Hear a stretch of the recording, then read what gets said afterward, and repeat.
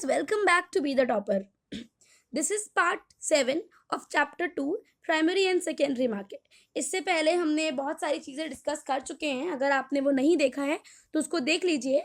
And guys, अगर आपको class 11th एफएमएम के नोट्स चाहिए तो आप मेरे टेलीग्राम चैनल को ज्वाइन कर सकते हैं और मेरे चैनल को सब्सक्राइब कीजिए for more videos and notification bell को ज़रूर प्रेस कीजिएगा ताकि सारी नोटिफिकेशन आपके पास आ पाए.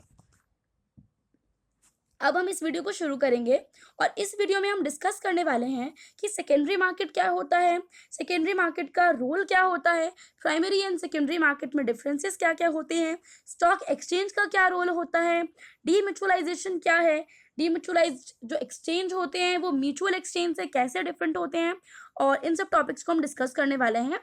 तो वीडियो को देखते रहिए और गाइज पूरा देखिए वीडियो को. मतलब आप लोग पूरा नहीं देखते हैं, उसके बाद जो क्वेरीज होती हैं वो आती हैं. अगर आप पूरी देख लेंगे तो आपको कई सारी चीज़ें तो वैसे ही क्लियर हो जाएंगी, आपको पूछने की ज़रूरत भी नहीं पड़ेगी. आई एम नॉट सेइंग कि पूछो मत, पूछो, ऑफ कोर्स पूछो, बट वीडियो को अगर आप पूरा देखोगे तो आपको ज़्यादा अच्छे से समझ में आएगा. सबसे पहले हम बात करने वाले हैं सेकेंडरी मार्केट की. तो सेकेंडरी मार्केट क्या होता है, उससे पहले आप ये समझो कि प्राइमरी मार्केट क्या था. प्राइमरी मार्केट को थोड़ा समय पहले हम डिस्कस कर रहे थे.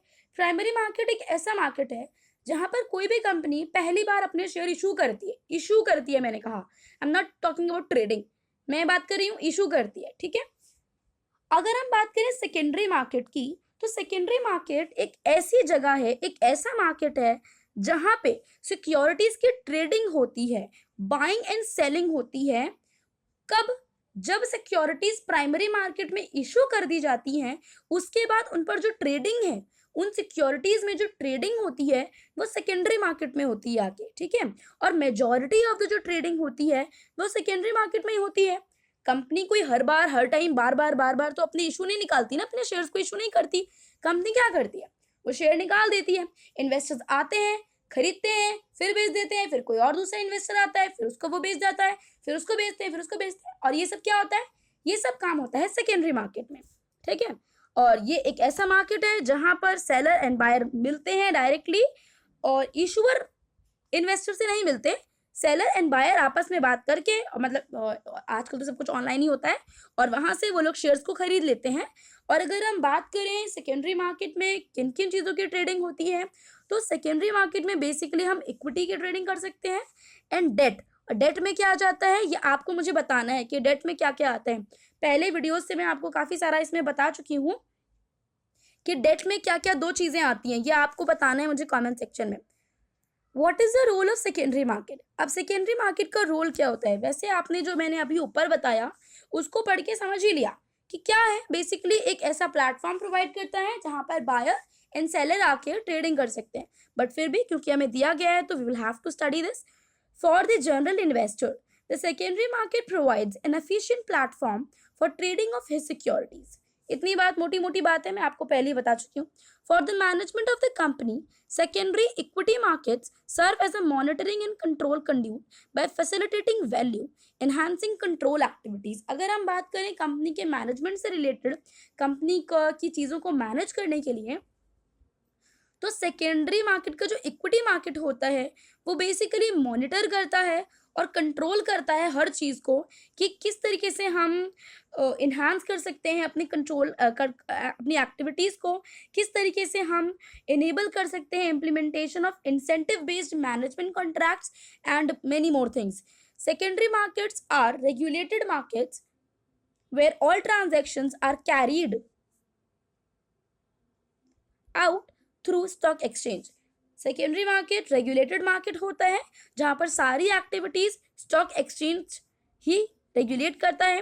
हेंस एक बहुत ही सिंपल, एक बहुत ही सेफ प्लेटफॉर्म है जहां पर आके हर कोई ट्रेडिंग कर सकता है. इसमें कोई वैसी बात नहीं है कि यहाँ पर आने के लिए आपको कुछ बड़ा महान व्यक्ति होने की ज़रूरत है. ठीक है. और यहाँ पर ये बाद में दे रखा है difference between primary market and secondary market. ये मैं आपको ऑलरेडी बता चुकी हूँ, बट फिर भी यहाँ पर लिखा है तो देखेंगे कि प्राइमरी मार्केट में क्या होता है. पहली बार securities are offered to the public for subscription for the purpose of raising capital और फंड. जब कंपनी पहली बार अपने इश्यूज निकालती है प्राइमरी मार्केट में तो उसका मेन मोटिव यही होता है कि it lacks capital and it wants capital. ठीक है ना, कि अपनी कंपनी को रेज करने के लिए, ग्रो करने के लिए उनको कैपिटल की ज़रूरत है, तो इसीलिए वो लोग अपने जो प्राइमरी मार्केट है उसमें अपने शेयर्स को निकालते हैं, ठीक है। उसके बाद क्या होता है, जो इन्वेस्टर है और इशूअर्स हैं वो डायरेक्ट कॉन्ट्रैक्ट में आते हैं। यहाँ पर आप अभी जब मैंने सेकेंडरी मार्केट पढ़ाया था, कहाँ गया, तो अभी मुझे दिख नहीं रहा है, बट मैं आपको बता देती हूँ कि सेकेंडरी मार्केट जब मैंने आपको बताया था तो मैंने क्या बोला कि वहाँ पर इन्वेस्टर और इशूअर बात नहीं करते, वहाँ पर बायर और सेलर बात करते हैं। And when it comes to primary market, वहाँ पर investors and issuers direct contract में आते हैं, डायरेक्ट कॉन्टैक्ट में आते हैं। बट सेकेंडरी मार्केट में बायर एंड सेलर ही आते हैं, वहाँ पर इशूअर नहीं आता, ठीक है। Secondary market is an equity trading venue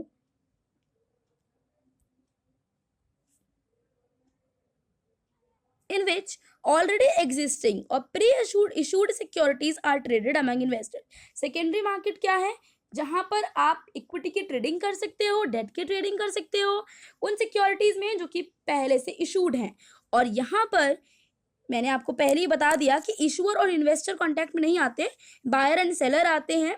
Secondary market could be either auction or dealer market, while stock exchange is the part of an auction market.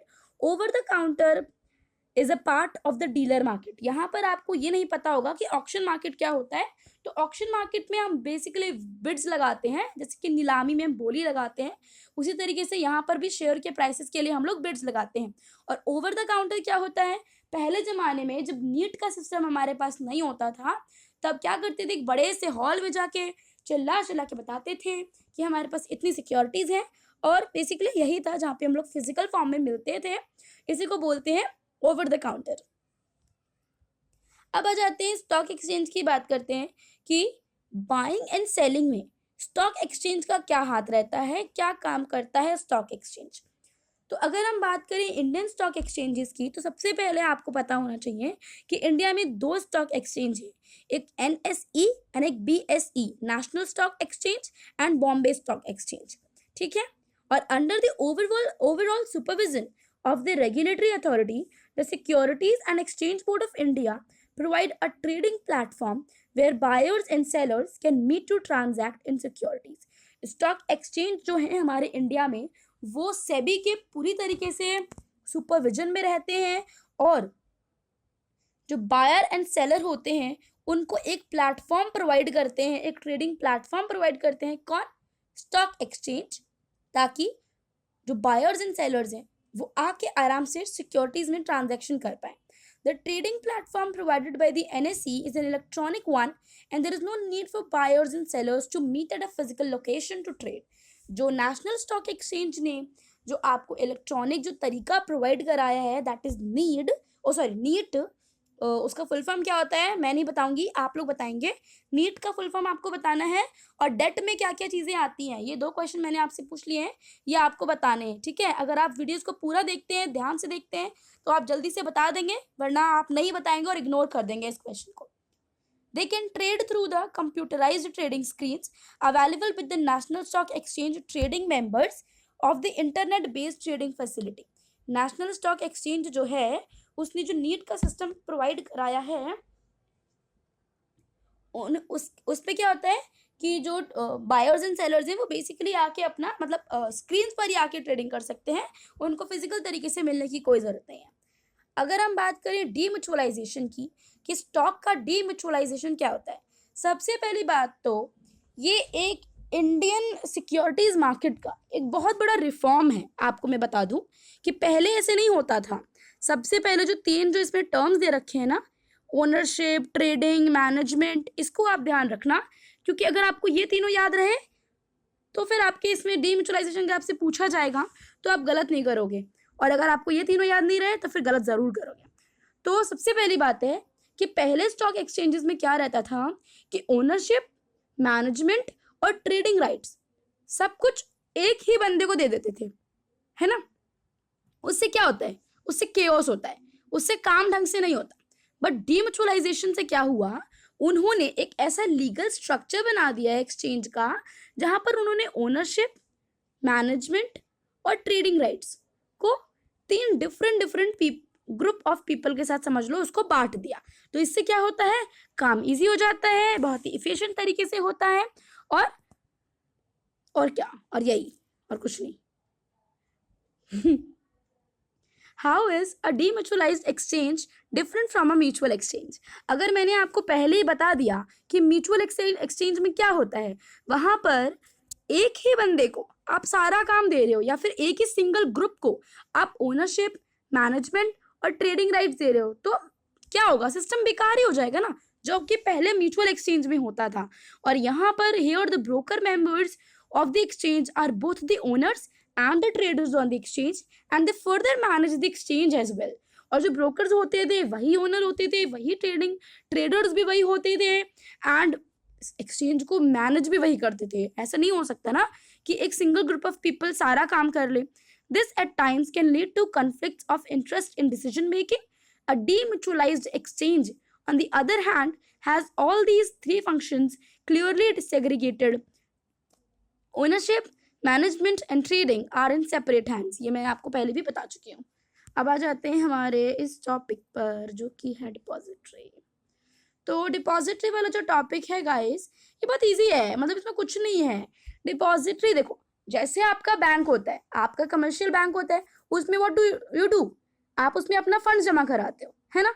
और जो डिपॉजिटरी होती है वो उसमें हमारे सिक्योरिटीज को रखती है। वेरी सिंपल, आप एक कमर्शियल बैंक में अपना फंड सेव करते हो और डिपॉजिटरी में अपनी सिक्योरिटीज को सेव करते हो, है ना। और उसके बाद क्योंकि पेपर में आपसे इसका डिफरेंस पूछा जा सकता है, तो अभी हम इसके डिफरेंस को बहुत ध्यान से पढ़ेंगे और इसको सुनते रहो, तभी। वैसे तो बहुत ईजी है बट फिर भी सुन लो, जल्दी जल्दी से बता देती हूँ।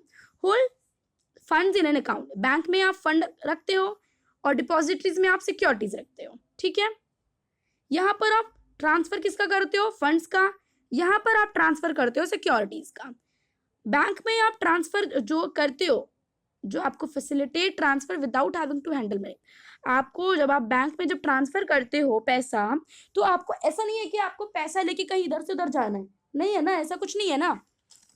तो यहाँ पर भी ऐसा नहीं है। When it comes to depository, तो आपको अपनी सिक्योरिटीज को हैंडल करने की, उनको हाथ में लेके घूमने की कोई जरूरत नहीं है।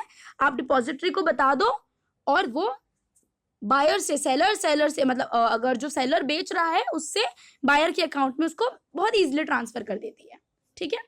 Facilitate safe keeping of money, और यहाँ पर आपकी जो मनी है बैंक में, बैंक क्या ध्यान रखता है कि आपका पैसा सेव रहे, और जो डिपॉजिटरी है वो शेयर्स का ध्यान रखती है, ठीक है। और उसके बाद दो डिपॉजिटरीज होती है इंडिया में, जो कि जिसका नाम होता है NSDL एंड CDSL, जिसकी फुल फॉर्म आपको रट्टा मार के याद कर लेनी है क्योंकि आपसे 1 मार्क में पूछा जाएगा, तो you should know. The national securities depository limited and central depository services limited.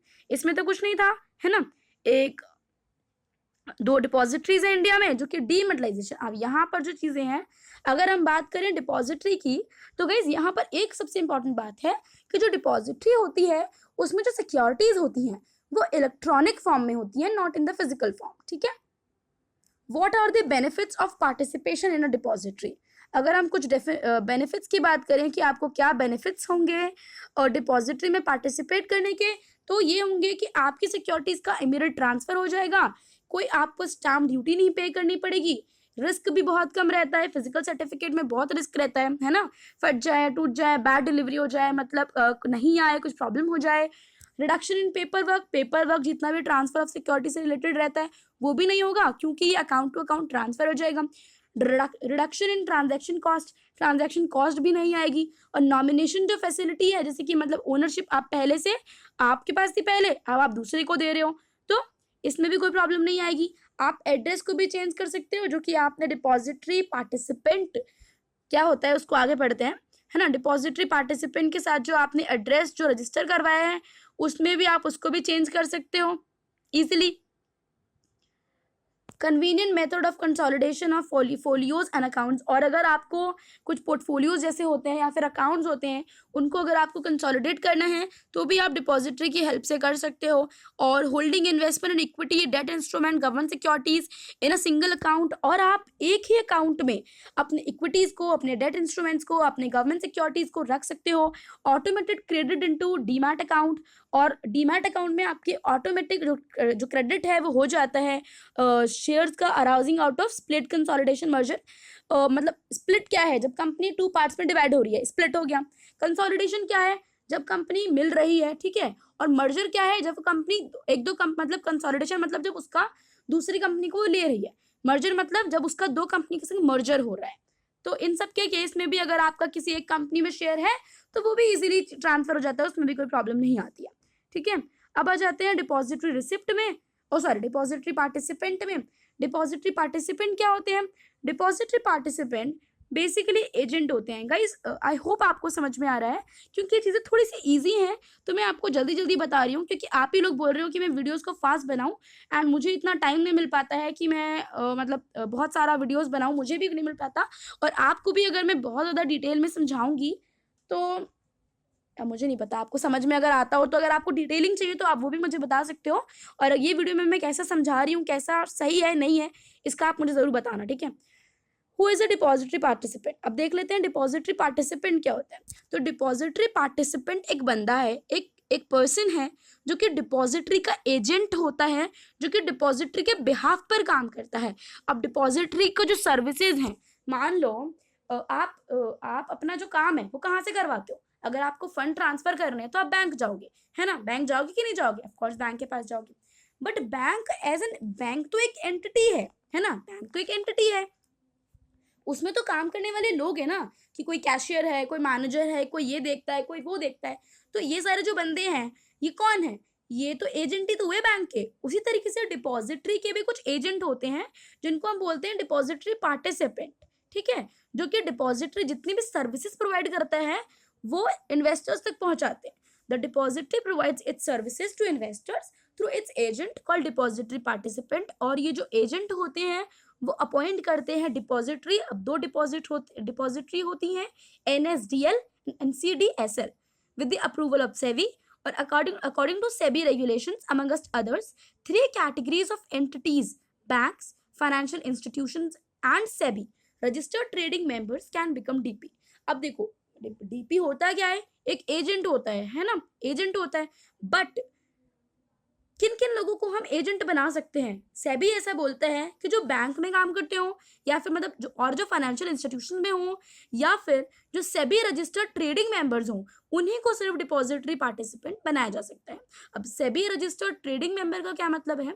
Trading member का मतलब होता है ब्रोकर, स्टॉक ब्रोकर, जिसके बारे में आप सुनते आ रहे हो, तो जिसको सेबी ने रजिस्टर्ड किया हो।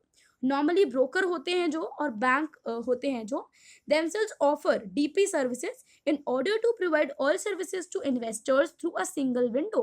और कई बार एट वन मतलब कि बैंक भी ना डिपॉजिटरी पार्टिसिपेंट के सर्विसेज अपने इन्वेस्टर्स को प्रोवाइड करा देते हैं, या फिर जो ब्रोकर हैं वो एक ही जगह पर सारे सर्विसेज प्रोवाइड करा देते हैं, ताकि बंदा हमारे साथ ही रुका रहे, हमारे साथ ही काम करे।